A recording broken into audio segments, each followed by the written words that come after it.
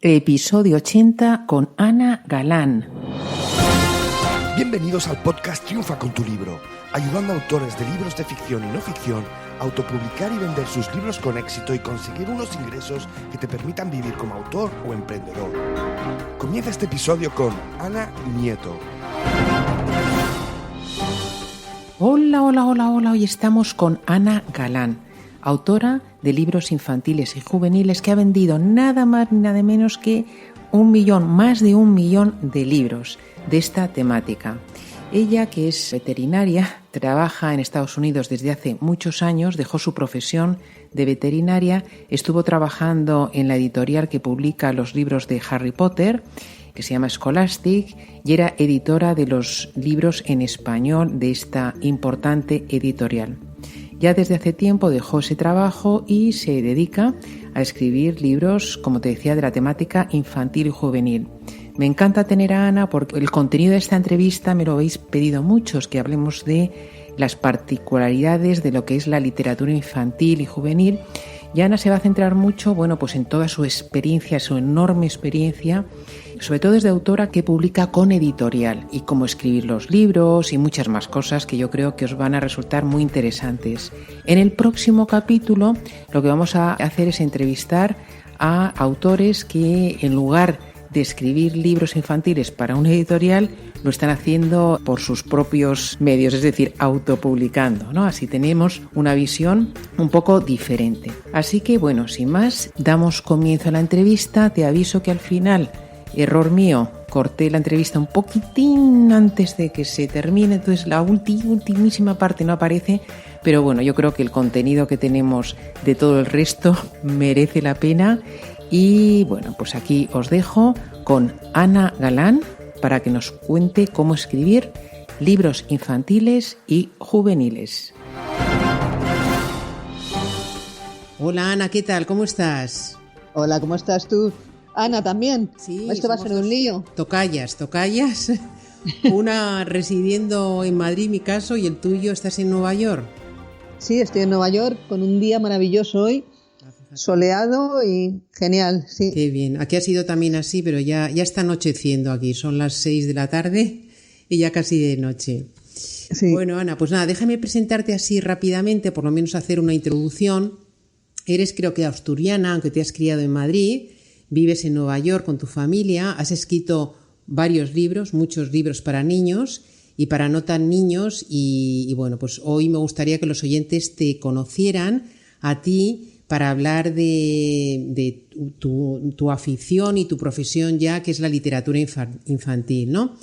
Antes de adentrarte en el mundo de la literatura, te licenciaste en veterinaria, te fuiste a ejercer tu oficio, y fuiste a Nueva York, creo que para estudiar un posgrado.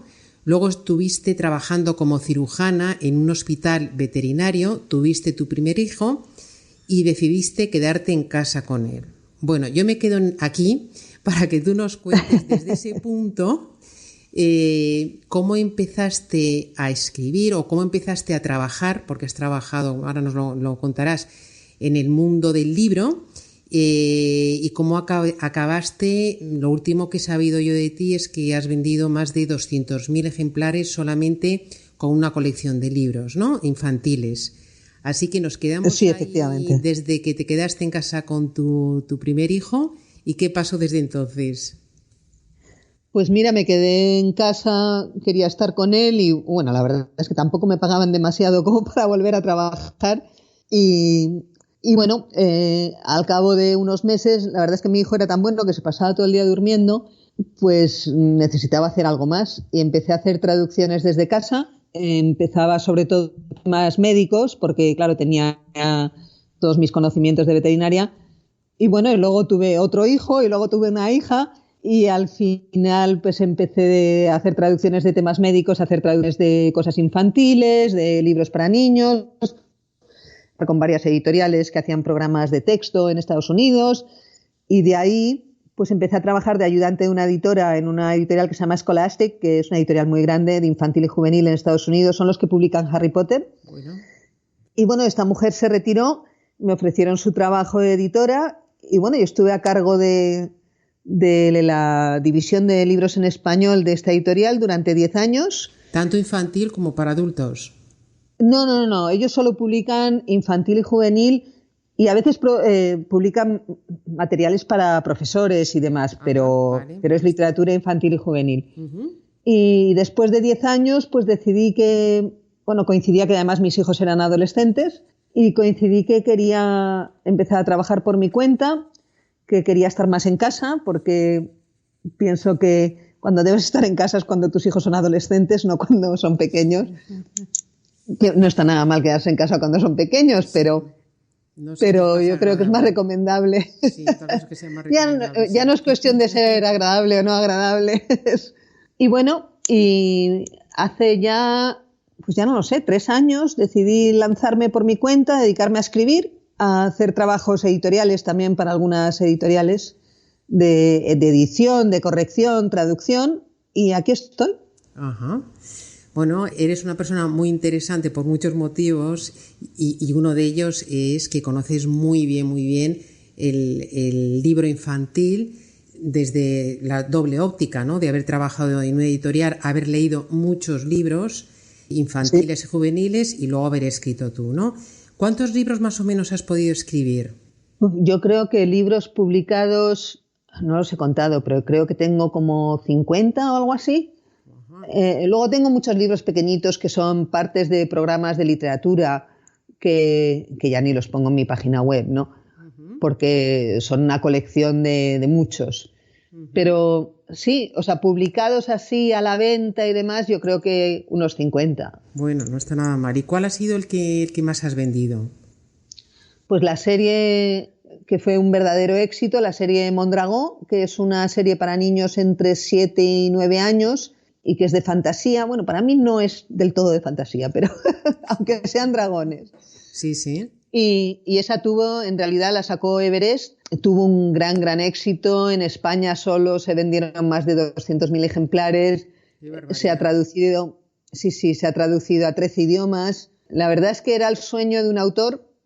No sé, de repente estaba pasando todo bien. La lástima es que Everest quebró. Y de todas esas ventas, pues yo no he visto dinero. Así que me deben una fortuna a mí y a otros autores. Pero bueno, toda esa fama y todo ese éxito solo ha servido para alimentar mi ego, pero no para alimentar a mis hijos. Vaya. Pero, ¿y esto lo ha reeditado ahora?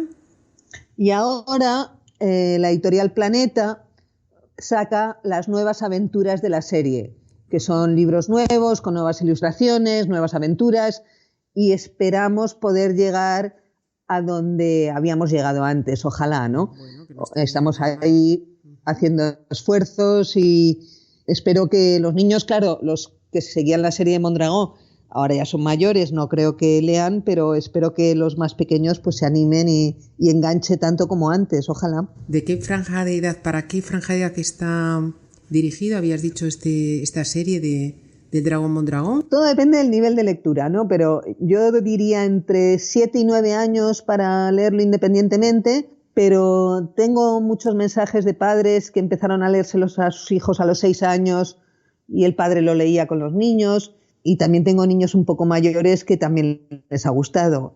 Pero para la lectura independiente yo diría entre 7 y 9 años. Bueno, pues vamos a hablar un poquito, ya vamos a entrar un poquito en materia para profundizar un poco en la literatura infantil, de la que yo sé prácticamente nada. ¿Cómo se divide la literatura infantil a la hora de escribir? Tú, claro, tienes que pensar en una franja de edad, me imagino. ¿Eso está más o menos establecido? Sí. O sea, libros de tal a tal, ¿esto cómo funciona? Pues sí, claro, hay una franja de edad bastante clara. Que por ejemplo los libros de cartón, sí, que son así más gorditos y tal, pues son para niños muy pequeños, son para niños entre 2 y 3 años. Ajá. Porque los pueden coger entre sus manos, no romper las páginas y demás, tienen muy poco texto, uh-huh, 1 o 2 frases, 6-7 palabras por página como mucho, o por lo menos deberían tener poco texto. Luego de ahí pasas al álbum ilustrado, que yo diría que es entre los 4 y los 7 años. Suelen ser libros de 32, 40 páginas con mucha ilustración, algo más de texto. De ahí pasas a los libros que ya tienen capítulos, como la serie esta que te comentaba de Mondragón. Y estos libros pues pueden tener desde los primeros capítulos, que son libros de 60 páginas, a libros de 140, 150, pero en realidad son capítulos cortos, todavía hay ilustraciones. Un ejemplo es eso, mi serie de Mondragón o Jerónimo Stilton, que es muy conocido también. Sí.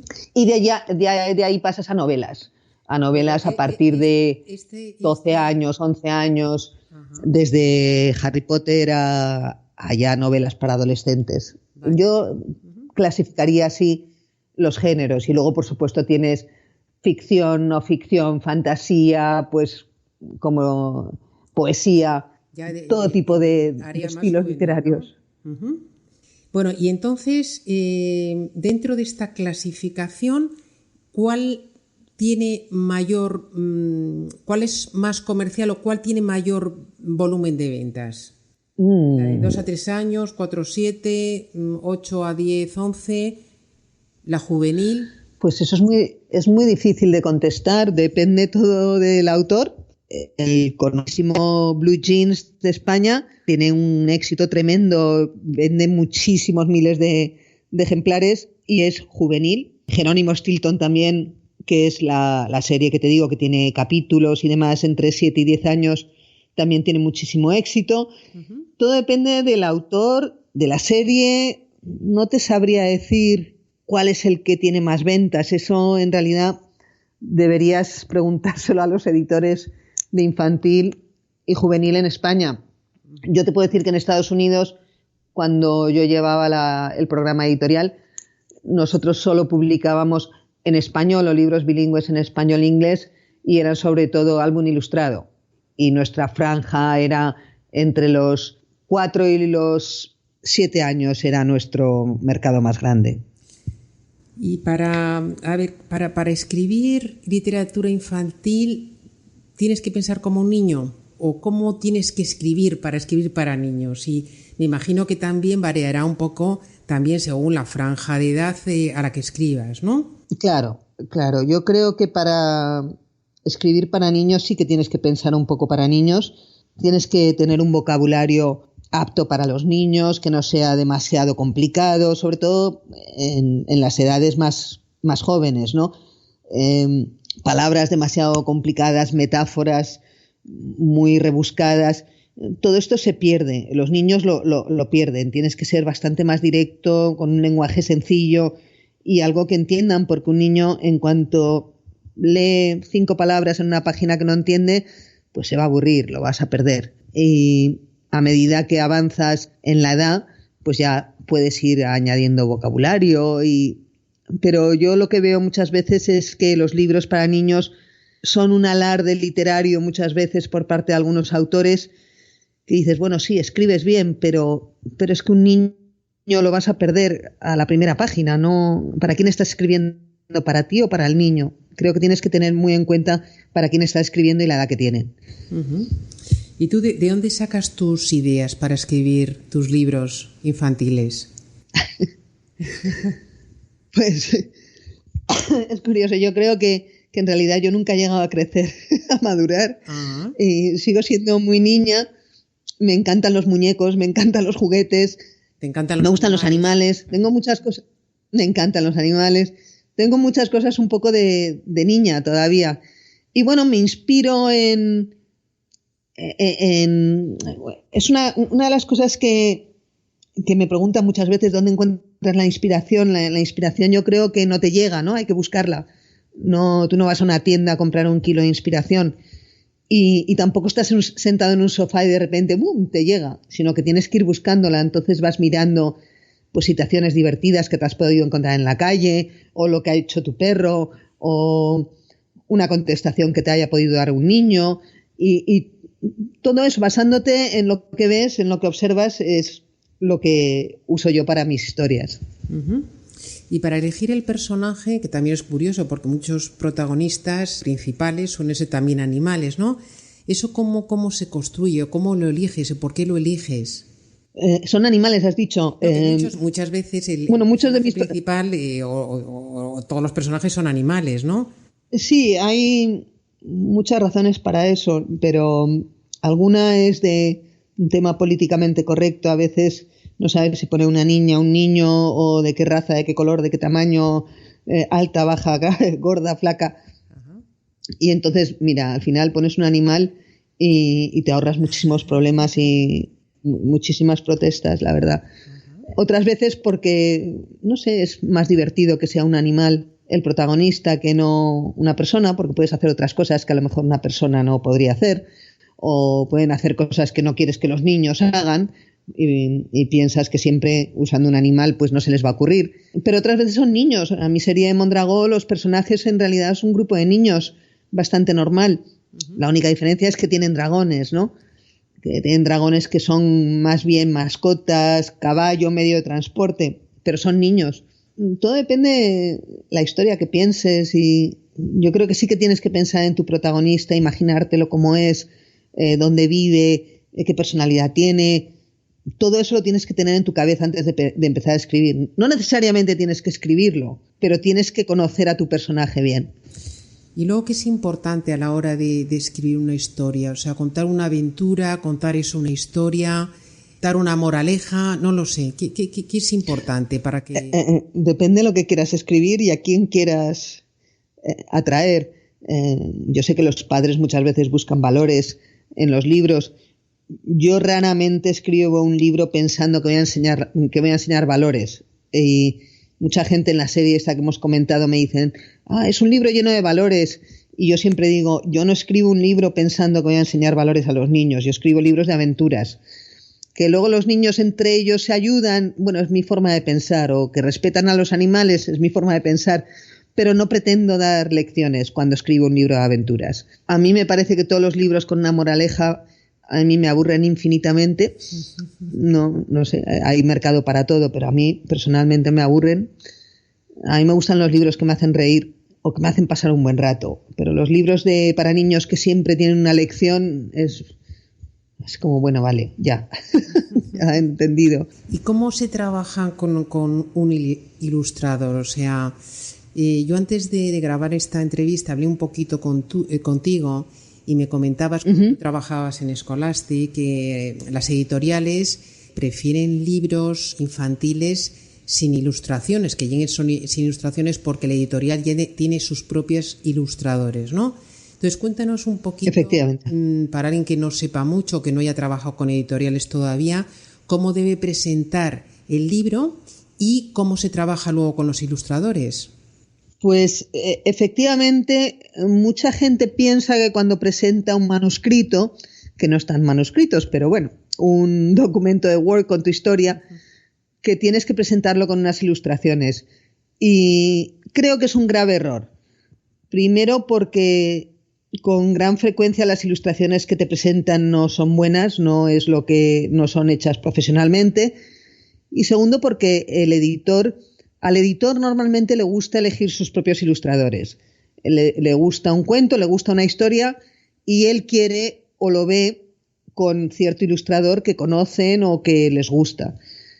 Así que mi consejo para alguien que quiere meterse en este libro de literatura infantil y quiere enviar manuscritos o propuestas a editoriales, bueno, mi primera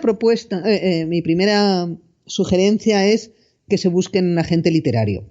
Bueno, pues eso es lo primero. Eso es buen consejo. O sea, ¿tú crees que mejor que contactar directamente con editoriales, con un agente literario? Mira, los editores reciben muchísimos mensajes al día, muchísimos, de autores que quieren ser autores y no tienen tiempo para leerlos, ni los pueden leer. Pero, sin embargo, cuando reciben de un agente literario, saben que el agente literario ya ha hecho una primera criba. No les va a presentar algo que no merece la pena. Así que a los agentes literarios sí les escuchan y les leen sus correos. Pero con el resto de los autores, yo sé que es un mundo muy cruel, es un mundo difícil, es muy difícil llegar al editor, pero llegar por tu propia cuenta mandando un correo desde tu correo electrónico es muy difícil que te lleguen a leer la historia. También conviene mirar, todas las editoriales tienen su página web y te dicen si aceptan o no aceptan manuscritos y cómo los aceptan, en qué formato y demás. Hay que mirar eso antes de mandarlo.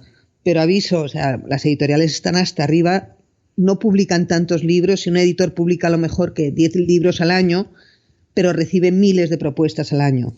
¿Y hay agentes literarios así que primero en literatura infantil? Sí, totalmente. ¿Ah, sí? ¿En España es también? Cuestión de en España también, es cuestión de mirar en Google y buscarlos y conseguir primero que el agente literario quiera trabajar contigo. Y será el agente literario el que contacte al editor. Y bueno, antes de enviarle el manuscrito al editor, un buen agente trabaja como el primer editor del libro. Te va a decir si le gusta, si no le gusta, qué debes cambiar, te lo va a corregir. Espero, o sea, si tiene faltas de ortografía, pues lo pule y trabaja con el autor antes de presentárselo a una editorial. Así que mi primer consejo es eso.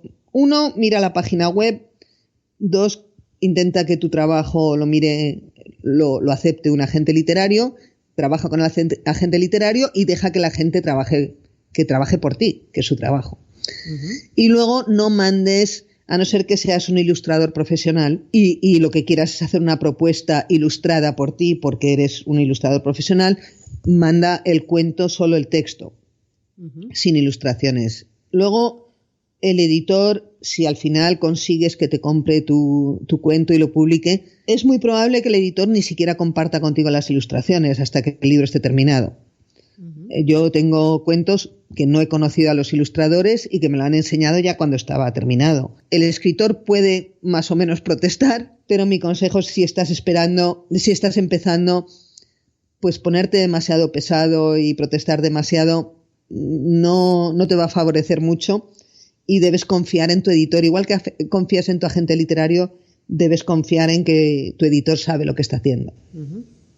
Yo imagino que el tema de que el libro sea ilustrado, yo no tengo ni idea. Yo hago, por ejemplo, vídeos que son unos dibujitos escritos, dibujados a mano, ¿no? Y entonces, cuando hacemos los guiones, tenemos la visión de que va a ir un dibujo detrás y eso te condiciona un poco el guión. Eso pasa también cuando escribes sabiendo que el libro va a ser ilustrado. Yo que sé, por ejemplo, a lo mejor no puedes escribir mucho si eso va a ser se va a reflejar en un solo dibujo, por ejemplo, no lo sé. O sea, todo eso hace que tú que tienes experiencia y que has escrito mucho y que ya tendrás una imagen un poco de cómo más o menos puede quedar el libro, ¿te influye a la hora de hacer escribir el cuento? Sí. Una de las cosas que los escritores sí pueden hacer es poner indicaciones de lo que a ellos les gustaría ver en la ilustración. Okay. Sobre todo si quieres que la ilustración apoye lo que estás diciendo o si quieres no decir algo en el texto pero que se vea en la ilustración. Eso sí lo puedes decir. Puedes decir, bueno, en este misterio aquí quiero que se asome, no sé, el malo por una esquina del dibujo, pero que sea muy sutil, que solo lo pueda ver el niño, y entonces no lo pones en las palabras, pero sugieres al ilustrador que haga eso. De nuevo, igual que te fías del ilustrador o del editor y de la gente, te tienes que fiar un poco del ilustrador y tampoco exigir exactamente lo que tú quieres. Tienes que dejar que el ilustrador también ponga algo de su parte y añada a la historia. Y entonces a veces los ilustradores, cuando les dejas, enriquecen mucho la historia y ponen detalles en la historia con los dibujos que a lo mejor a ti no se te hubieran ocurrido, ¿no? Uh-huh. Pero si quieres que la ilustración apoye un punto que has dicho, siempre puedes ponerlo entre corchetes y decir, en la ilustración aquí debería haber tal, tal y tal. Muchos editores lo agradecen y muchos ilustradores también. Uh-huh. Si tienes clarísimo que tu personaje tiene que ser un hipopótamo, por ejemplo, pero en ningún sitio del libro mencionas que es un hipopótamo, pues claro, debes decir, esto lo he escrito pensando que es un hipopótamo, porque si no lo pueden saber. En la cantidad de texto y el dibujo, otra de las cosas, graves errores que he visto yo, es poner demasiado texto en los álbumes ilustrados. Un álbum ilustrado no tiene que tener mucho texto, tiene que tener poco texto, en mi opinión, ¿eh? Uh-huh. Y la gente tiende a poner páginas y páginas llenas de texto. Ya. ¿A ti, Ana, qué es lo que más te ha costado escribir? No lo sé. ¿Qué es lo que más me ha costado escribir? Una novela, tengo 2 novelas para adolescentes. Más que costarme, me resultó muy largo. No sé, curiosamente a mí el proceso de escribir, no disfruto tanto del proceso de escribir como de pensar la historia. A mí me encanta pensar los personajes, desarrollar la historia en mi cabeza, imaginármelo todo. Y luego a la hora de escribirlo me aburre un poco más. Uh-huh. Escribir. El proceso creativo, pero ya ponerte a escribir. Me encanta el proceso creativo. Sí. Sí, lo encuentro más casi un proceso administrativo, que tienes que hacerlo, ¿no? Como pasar las cuentas cuando te vas de viaje. Sí, dices, bueno, pues si esto ya lo he vivido en mi cabeza. Sí. Si tuviéramos a alguien, ¿no?, que nos trayera de la cabeza y nos escribiera las cosas por nosotros. Eso sería genial. Bueno, hay gente que realmente le gusta el proceso de escribir. Yo supongo que los grandes escritores adoran escribir, y habrá de todo, ¿no? Uh-huh. En mi caso no es así. En mi caso sí es verdad que me encantaría que alguien me lo sacara de la cabeza y lo escribiera por mí, pero claro, no puede ser, ¿no? Y Ana, ¿tú qué conoces? Aparte de ser de escritores, escribir. ¿Tú qué conoces el mercado, digamos, hispano en Estados Unidos y el mercado español en cuanto a literatura infantil? ¿Hay diferencias o es parecido? Hay diferencias y es parecido. Y me explico. Los bestsellers en Estados Unidos tienden a ser bestsellers en España también. Los grandes éxitos de aquí casualmente también tienen éxito en España. Aquí hay temas que obviamente en España no se tocan, como el Día de Acción de Gracias, o bueno, ahora ya Halloween se celebra también en España, pero hay temas que aquí no se tocan que todos los años se publican. El 4 de julio, el Día de Acción de Gracias, el Día de los Presidentes, etcétera. Y hay muchos libros sobre esos temas. Por lo general aquí yo creo que se conoce más la literatura infantil. Gente de mi edad, pues tú le preguntas qué libros infantiles leía y te puede decir personajes y te puede decir incluso autores, ¿no?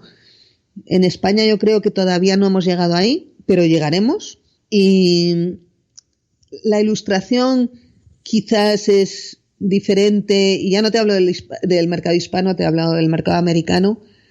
Hay muchos libros que tú los ves y dices, esto es un libro europeo, sí, claramente. Y aquí, sin embargo, tienen un sentido de la ilustración, que hay muchos tipos de ilustración, pero si les parece demasiado europeo, pues no les gusta.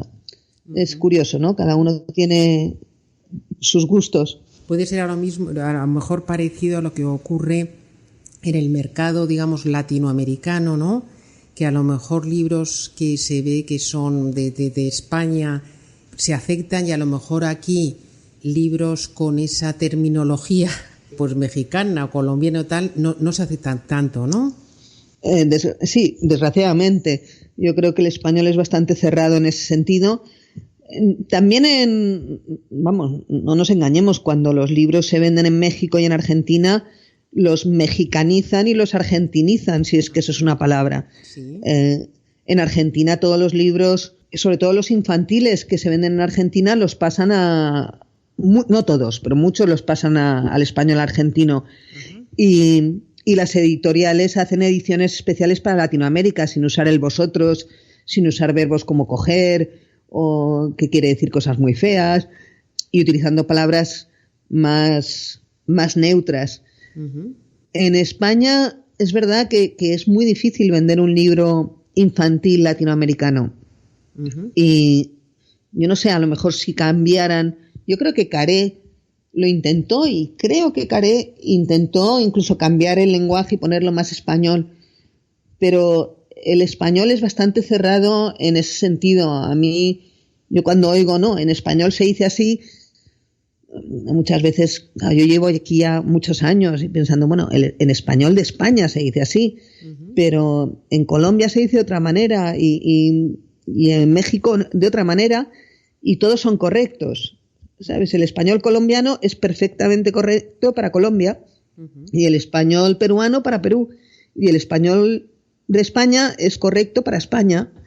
Y eso es algo que la gente no acaba de entender o que no tienes o que no has convivido con gente de otros países para darte cuenta que lo tuyo no es necesariamente lo mejor ni es como tiene que ser.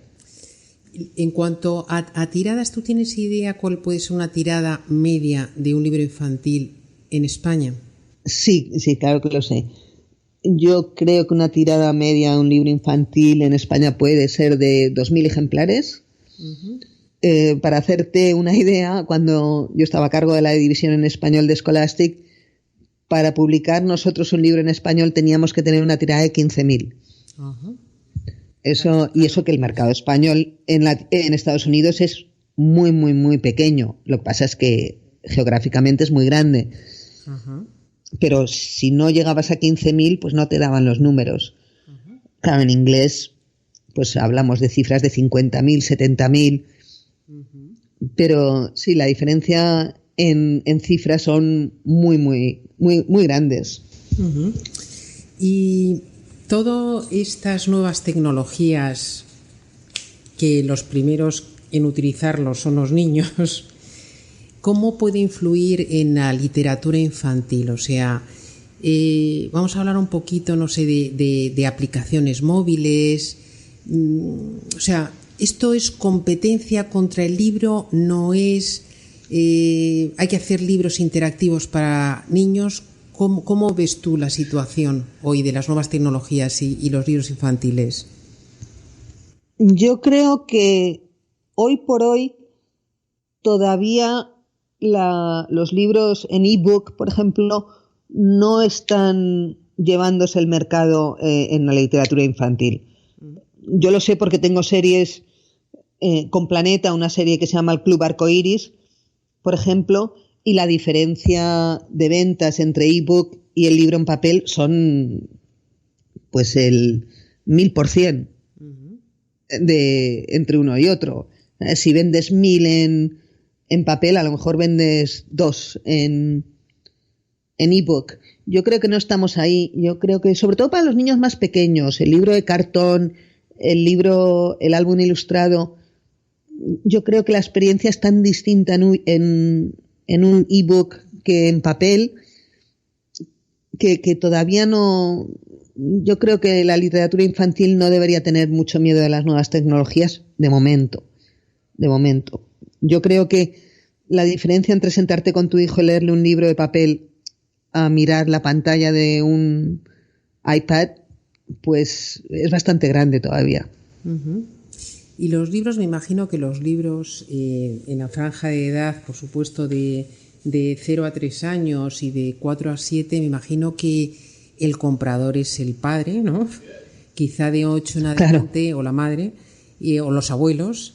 Y de 8, quizá de 8 uh-huh. en adelante ya, bueno, de 8 también son muy pequeños, ¿no? Para comprarlos, para comprar, que lo compren los propios niños, ¿no? O sea, ¿hasta qué edad lo compran los padres o los abuelos o los tíos y a qué edad lo compran ellos? Yo creo que a partir de los 8 años los niños saben lo que quieren leer. Vale, deciden, ¿no? Y yo creo que sí, que a partir, o sea, tienen lo que les dice la profesora o lo que les recomienda la bibliotecaria o lo que le compran, como dices tú, sus abuelos, pero si se enganchan en una serie es el niño el que decide si quiere seguir. En mi caso, por ejemplo, cuando mis hijos se enganchaban en una serie, no sé tú, pero cuando a mí mis hijos me pedían libros, yo se los compraba, no era algo que no me costaba nada de dinero comprarles. Vas corriendo a comprar el libro. ¿Verdad? En mi caso sí, que quiero un libro, todos. ¿Cuántos hay en la serie? 6, pues 6. Y te sientes fenomenal cuando tu hijo se ha enganchado a una serie y quiere seguir leyendo. Y dices, ¡ay! ¿Qué ha pasado aquí? Sí. ¡Qué bien! Igual que en mi caso por lo menos era la música y los libros. ¿Quieren algo de música o algo de lectura? Lo que quieras. Yo ahí no escatimaba. Hay otras cosas. Otro juego de ordenador o de la videoconsola. Pues no, ahí no. Pero un libro, sí, vamos, ahora mismo. Claro. Y yo creo eso, a partir de los 8 años, los niños, si han leído un libro y se han enganchado, van a pedir más. y son ellos los que lo piden. Y espero que haya muchos padres como tú y como yo que bueno, que hagan un sacrificio. Entiendo que los libros cuestan dinero, ¿no?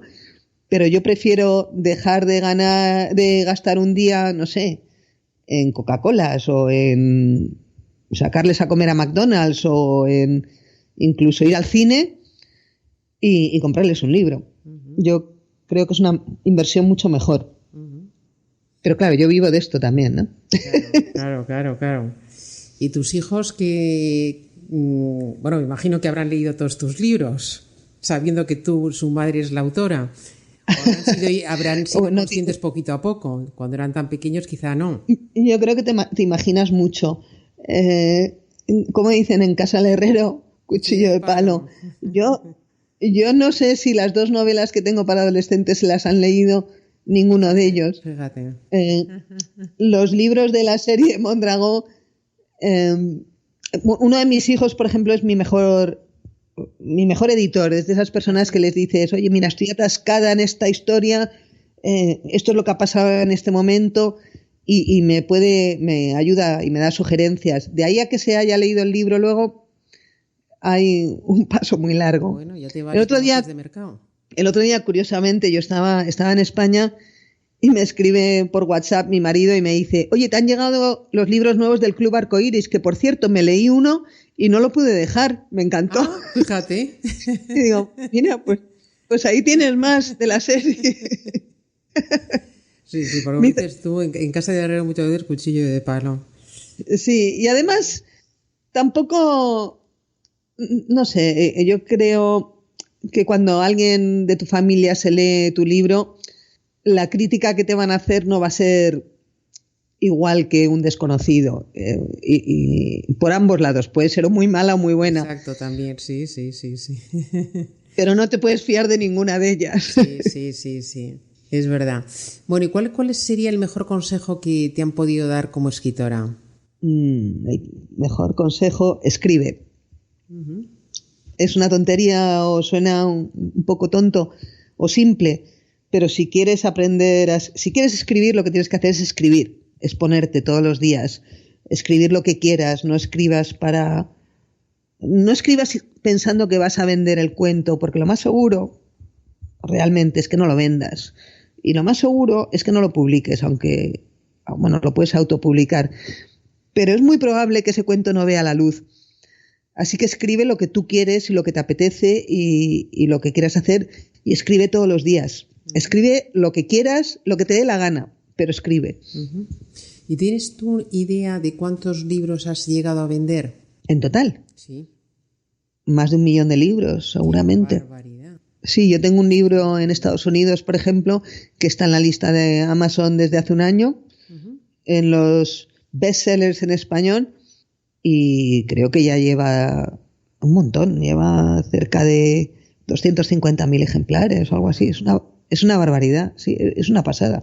¿Y los derechos tú, ambos, tanto el derecho, digamos, en soporte papel como digital, tú los tienes cedidos a editoriales? Sí. Ajá.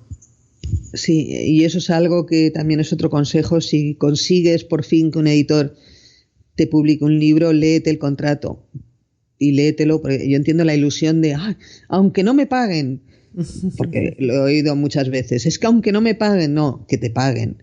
Uno, que te paguen, y léete el contrato, y si hay algo que suena mal, pues coméntalo, no aceptes cualquier cosa. Hay cosas que debes aceptar, porque también si te pones muy tonto, pues también te van a decir esto es lo que hay. Pero léete el contrato, porque a veces las cosas van mal, como, mira, Everest nadie pensaba que iba a quebrar y quebró. Y lo único que tengo yo es el contrato, que me lo leo una y otra vez y me vale muy poco. Pero sí, eso es importante. Y nunca ofrezcas tu libro o tu trabajo gratis. Eso es otra cosa. Una editorial, si te quiere publicar una editorial tu libro, te tiene que pagar. Aunque sea muy poco, porque pagan muy poco. O sea, tampoco quiero que la gente piense que se puede vivir del cuento. Es muy difícil vivir siendo un escritor de literatura infantil y juvenil. Claro que los hay, pero son muy pocos. No dejes tu trabajo. Uh-huh. También me parece haberte oído, no sé si lo comentamos el otro día o te he leído yo en alguna entrevista, o a lo mejor es de otro autor, no recuerdo bien, y es que decías que todo el mundo, todo escritor piensa que puede escribir un libro infantil, y sin embargo es más complicado de lo que la gente se piensa, ¿no? Sí, no sé si lo dije yo, pero estoy totalmente de acuerdo con eso. Entonces te lo habré oído a ti. Segura, a lo mejor lo dije yo. Escribir un libro infantil no es tan fácil como parece. Tú tienes que ser bastante preciso con las palabras, tienes muy poco texto para decir muchas cosas y no perder la atención del niño y que sea un cuento interesante y que quiera pasar a la siguiente página. Aunque tenga ilustraciones, tu texto debe ser interesante. Yo he escrito cosas que pensaba que eran muy divertidas y que estaban fenomenal y de repente cuando se lo leo en alto a los niños es como, pues no, parece que no les gusta. No es tan fácil conseguir la atención de los niños. Lo puedes probar, puedes leérselo a niños que no sean tus hijos, claro, y ver si los pierdes o no. Sí, la gente creo que piensa no toda la gente, pero habrá algunos que piensen que escribir literatura infantil no es una clase inferior a la literatura de adultos y para mí desde luego no lo es. Uh-huh. Bueno, antes de pasar a la sección de tus favoritos, ¿cuál fue el mejor momento, cuál ha sido el mejor momento para ti o el más importante de tu carrera como escritora? ¿Cuál ha sido mi momento más importante? Que tú lo hayas sentido así. O el momento que te hizo más ilusión, no sé si fue tu primer libro publicado o llegar a, no sé, a un volumen de ventas impresionante en una colección o no sé. Eso, como ya te dije, sí. Lo del volumen de ventas ya te dije que fue muy emocionante, sí. Pero luego no cobré. Así que fue como... Y fue y está siendo una pesadilla porque creo que no vamos a ver el dinero que nos deben. O si lo vemos será muy poco, no lo sé, todavía está el tema ahí muy, muy caliente. Uh-huh. Una de las cosas que me sorprendió mucho, el año pasado fui a Perú y fui a trabajar con niños, porque eso lo hago con frecuencia, voy a países donde trabajo con niños con pocos recursos uh-huh. y estoy con ellos 1 o 2 semanas y les ayudo a escribir sus propios cuentos y esas cosas. ¿Ah, sí? Uh-huh. Y antes de ir a un pueblo cerca de Cusco, se llama Andahuaylillas, que trabajé en un colegio, estuve en Lima y en Lima me hicieron una presentación en un colegio y resulta que me conocían todos los niños y conocían mis libros y había muchos niños y todos emocionados porque me iban a conocer y para mí eso fue una gran novedad porque yo vivo en Estados Unidos y mis libros se publican en España y se venden en Latinoamérica, pero yo no estoy ahí. Yo no puedo ir a las librerías, no puedo ir a los colegios como me gustaría y de repente era como, anda, pues mira, si me conocen. Me pareció...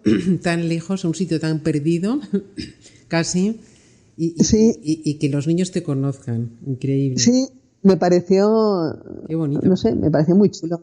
Sí, muy chulo. Bueno, Ana, pues vamos a la última sección, que es la sección de favoritos. Que ya sé que es complicado para todos nosotros contestar y elegir y quedarte solamente con un libro. Por ejemplo, ¿cuál podría ser tu libro favorito? Yo sabía y me habías avisado que me ibas a preguntar eso y mi conclusión es que no te puedo contestar esa pregunta porque creo que hay libros favoritos para cada momento de tu vida. Un libro favorito que podría ser cuando tienes 15 años no va a ser el mismo cuando tienes 50. Uh-huh. Hay libros que a veces te hacen reír y es lo que necesitas y hay libros que te hacen llorar y también es lo que necesitas. Uh-huh.